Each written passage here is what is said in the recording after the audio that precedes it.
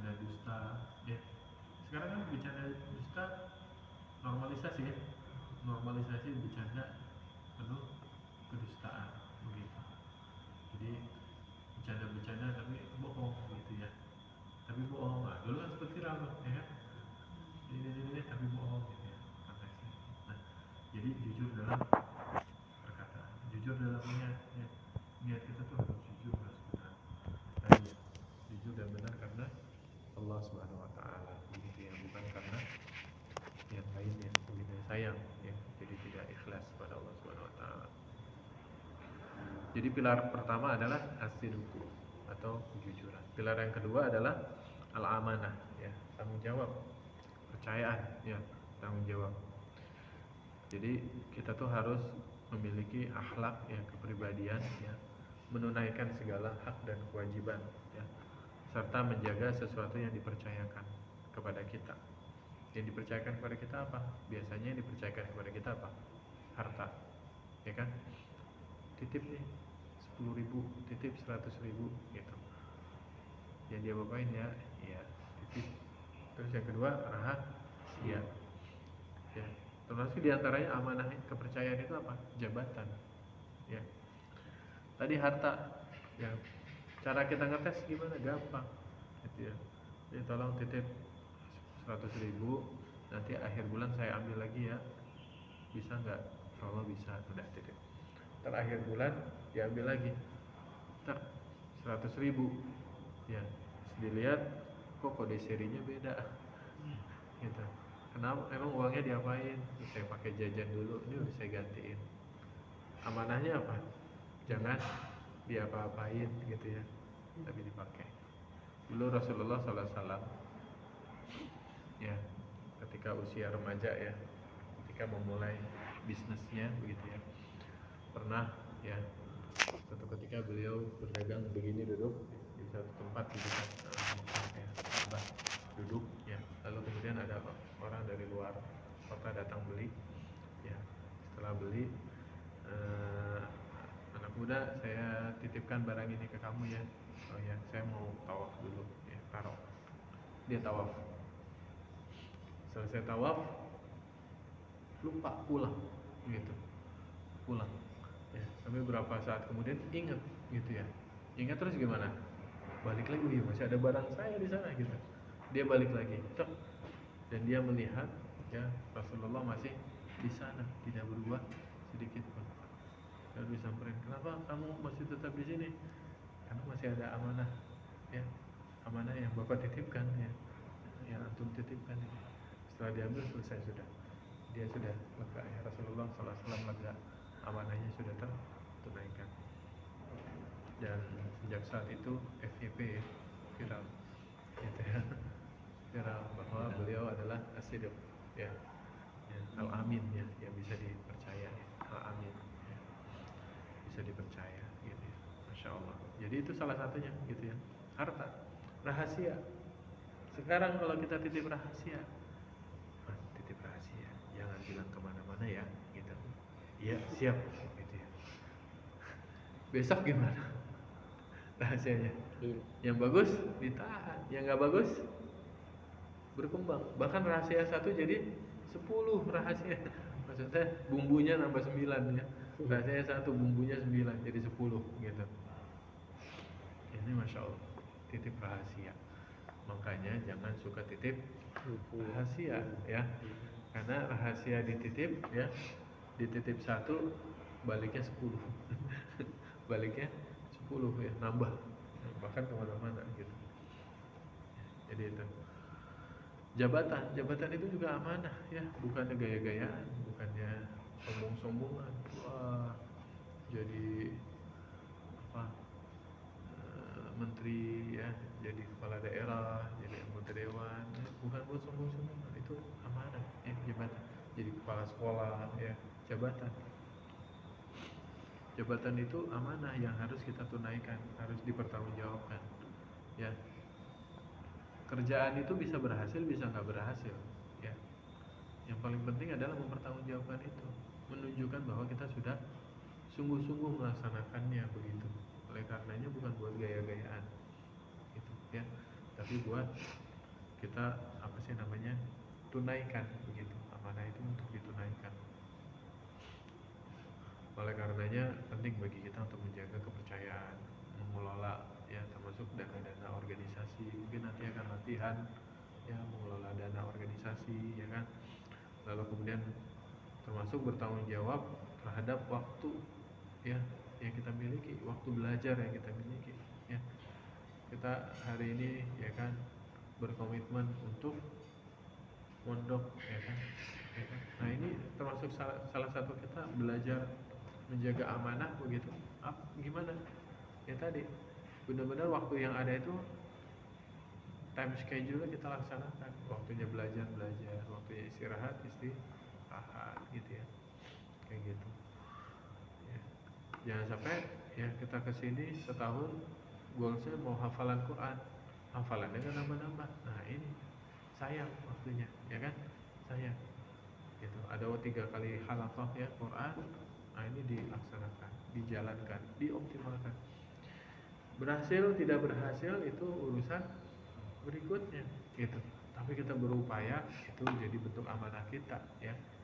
Di ujung nih kita bisa mungkin atau nggak bisa mungkin ya, nggak ada masalah gitu, tapi di prosesnya kita berupaya, berusaha semaksimal mungkin gitu, sehingga kemudian kita jadi tahu ya, oh saya nggak bisa mungkin, polanya masih belum benar misalkan. Nanti lama-lama ketemu polanya masing-masing ya kan.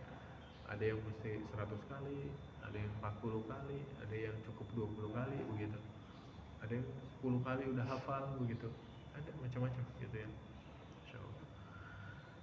Pilar yang ketiga adalah at-tawadu ya, rendah hati ya. Menempatkan diri sesuai dengan porsinya, kadarnya ya. Enggak sombong ya, enggak merendahkan orang lain ya. Lalu kemudian menerima kebenaran dari siapapun ya.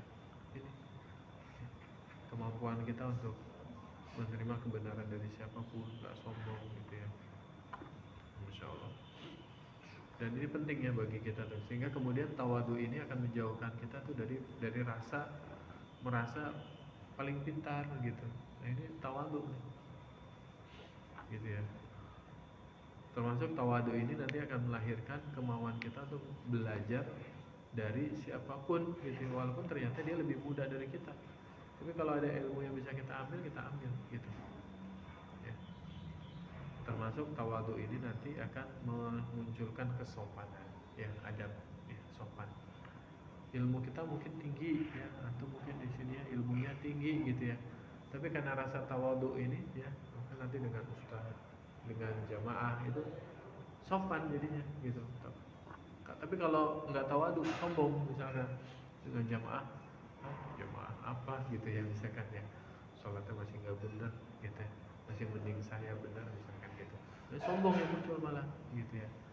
Tapi rasa tawadu itu tadi dia akan memunculkan adab yang baik gitu ya, akhlak yang baik gitu ya. Kita udah belajar ilmu gitu ya, tapi kita tidak sombong kepada orang lain gitu ya. Jadi begitu. Lalu kemudian pilar yang berikutnya adalah as-sabr. Sabr, sabar ya. Sabar. Menahan diri dari hal-hal yang tidak disukai dalam ketaatan, musibah, dan saat menjauhi maksiat. Menahan diri ya. Jadi dalam ketaatan itu sabar, kita tuh harus tahan gitu ya. Iya, harus tahan dalam ketaatan gitu ya. Isbiru wasabiru warabitu. Ya. Sabar, terus bersabar ya. Kekeh ya, kekeh bersabar begitu. Gitu. Bahkan kayak kaki kita tuh dipantek ke tanah gitu ya, nggak bergerak, tetap sabar. Nah itu dalam ketaatan tuh begitu ya. Termasuk dalam musibah ya, sabar. Dalam menjauhi kemaksiatan, berat gak kira-kira menjauhi kemaksiatan? Berat ya, karena di dunia ini kan maksiat itu enak, betul ya. Yang dimaksud dengan maksiat kan enak ya kan, judi, ya, minum khamr itu kan enak gitu, maksiat ya.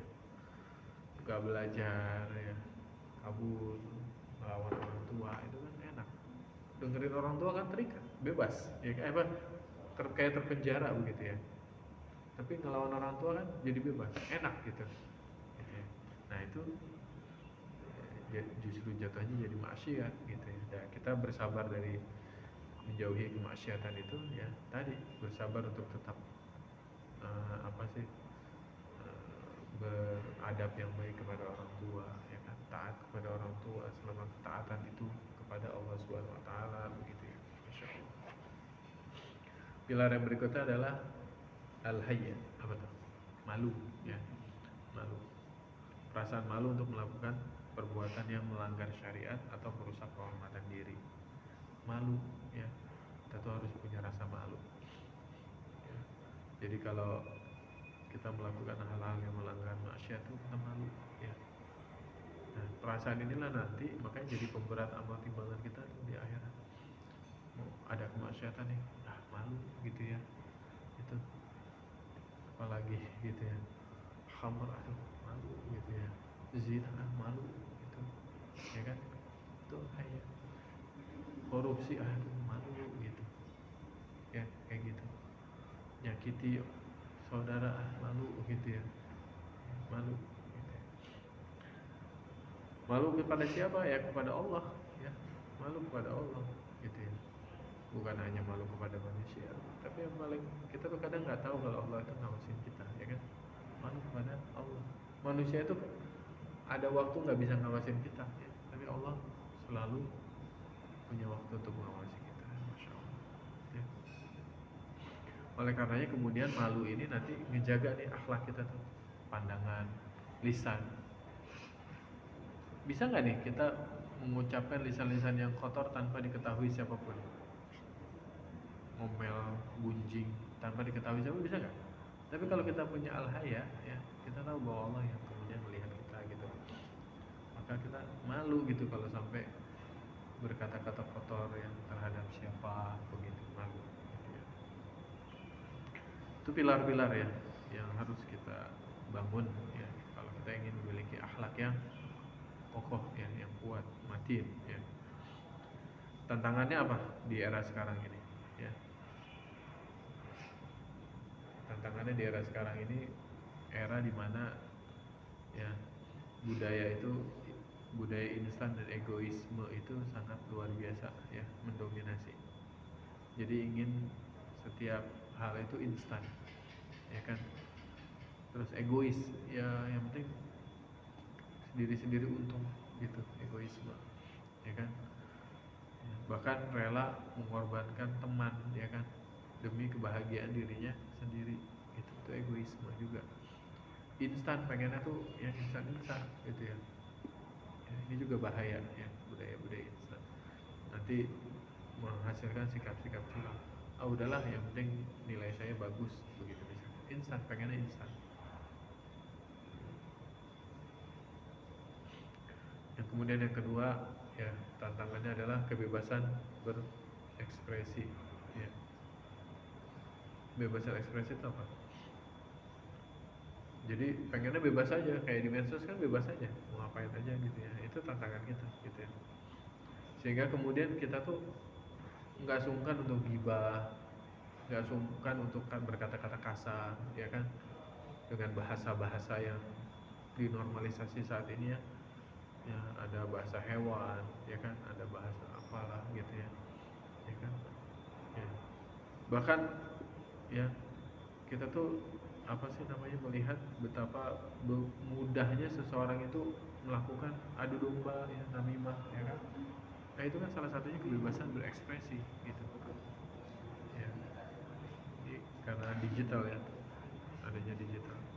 Lalu kemudian ada lagi bullying online ya kan, di media-media sosial itu bullyingnya secara online itu, bahkan membuli pemimpin biasa ya, atau membuli siapalah gitu, siapa aja gitu yang kita nilai kurang, kita nggak suka, kita bebas-bebas aja merasa bahwa biasa aja, toh dia juga nggak tahu kita gitu ya kan. Di medsos barbar ya, barbar banget gitu, apalagi orang Indonesia terkenal barbar begitu ya.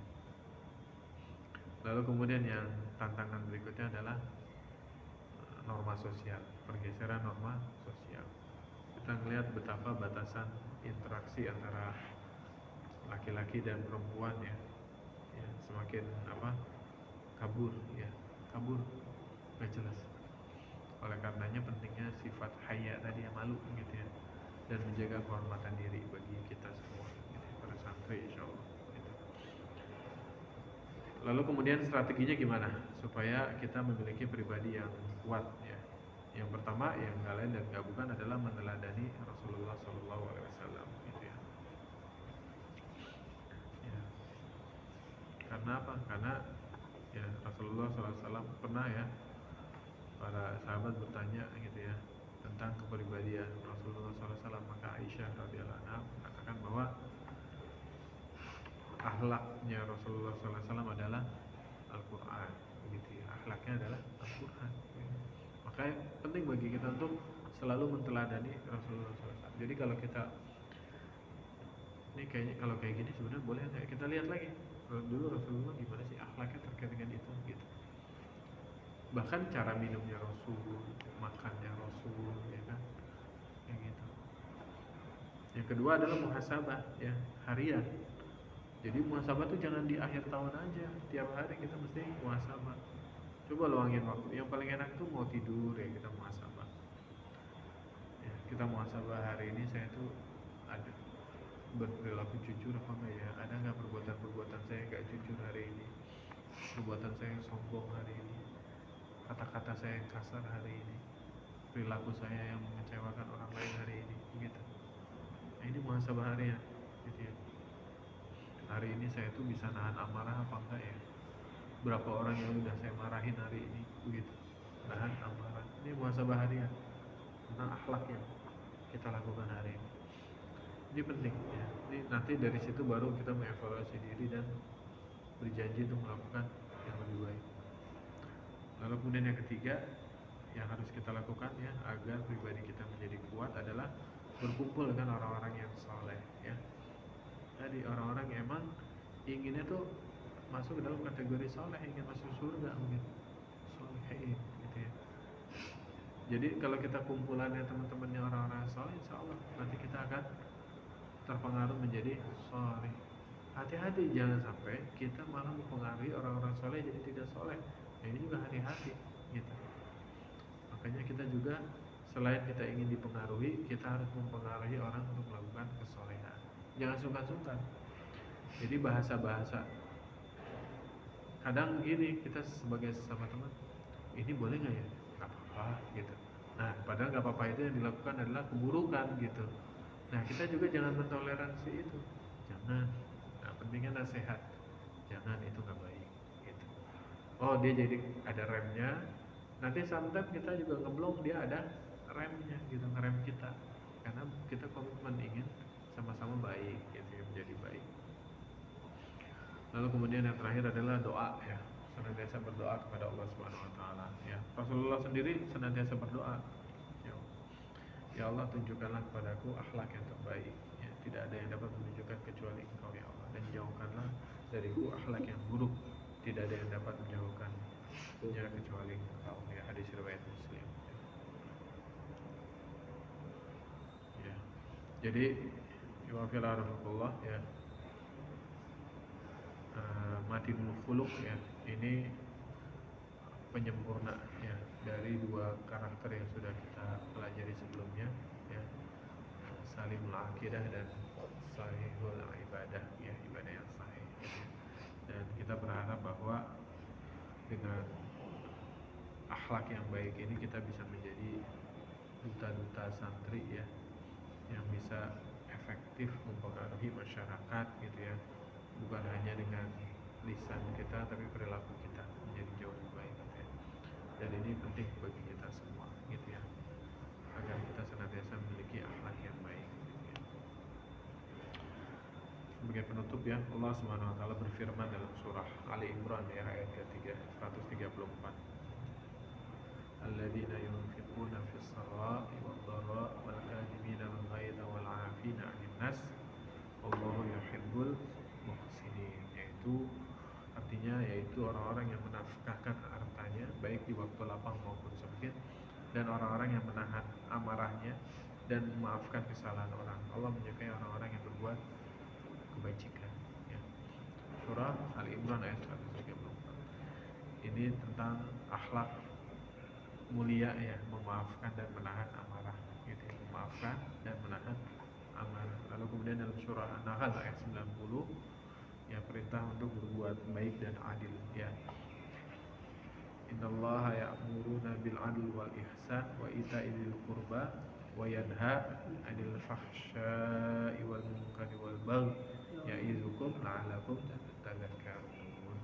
Sesungguhnya Allah Subhanahu wa taala menyuruh kamu berlaku adil dan berbuat kebajikan, memberi kepada kerabat, dan Allah melarang dari perbuatan keji, kemungkaran dan permusuhan. Dia memberi pelajaran kepadamu agar kamu dapat mengambil pelajaran. An-Nahl ayat 90. Pentingnya kita untuk selalu berbuat baik dan adil ya. Lalu kemudian surah Al-Imran ayat 159 ya, ini tentang berbicara, larangan berbicara kasar ya. Apa tuh? Coba Al-Imran 159. Fabima rahmatin minallahi linta lahum. Gimana? Walau kunta fadl apa? Fadhan ghalidhan qalbi la faddu min haulik ya, dan seterusnya. Maka disebabkan rahmat dari Allah lah kamu berlaku lemah lembut ya. Ini tentang bagaimana ya kita dilarang untuk berkata kasar ya.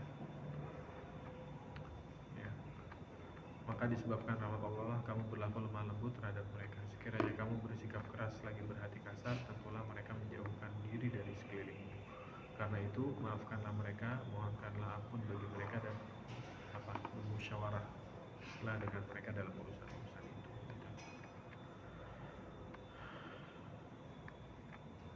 Wasyawirhum ya fil amr. Yang kelima ya, pilar tawadu ya, akhlaknya sebagai ciri khas. Surah Al-Furqan ayat 63. Surah Al-Furqan. Wa ibadur rahmanil ladzina yamshuna alal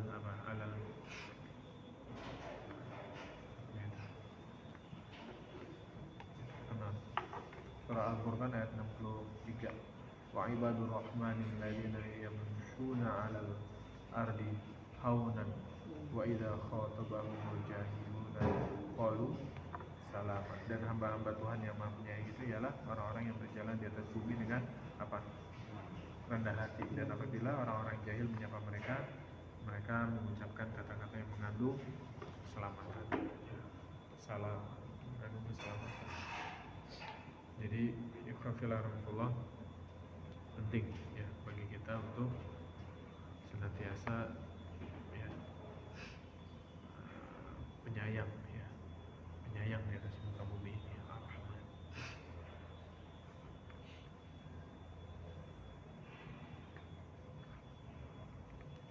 Dalam surah Al-Hujurat ayat 12 perintah untuk menjauhi ghibah. Ini ghibah juga penyakit ya, penyakit akhlak yang buruk adalah ghibah.